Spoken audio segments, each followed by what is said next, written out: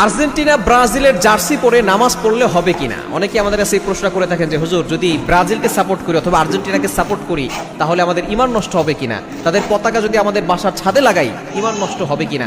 অনেকে আমাদের কাছে এই প্রশ্নগুলো করে থাকেন। মনে রাখবেন, নামাজ তো দূরের কথা, আপনি যাদেরকে সাপোর্ট করছেন এটা তো তাকওয়ার বিষয়। আপনি কাদেরকে সাপোর্ট করছেন? আর্জেন্টিনা, ব্রাজিল এরা তো মুসলমান কান্ট্রি নয়।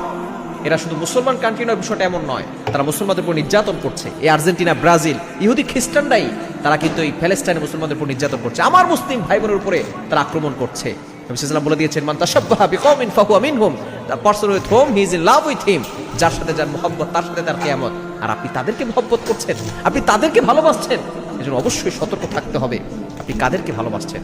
আপনি যে আর্জেন্টিনা, ব্রাজিল তাদের যে জার্সি আপনার গায়ে লাগাচ্ছেন, সেখানে যদি ছবি থাকে তাহলে তো নামাজ সম্পূর্ণরূপে হারাম।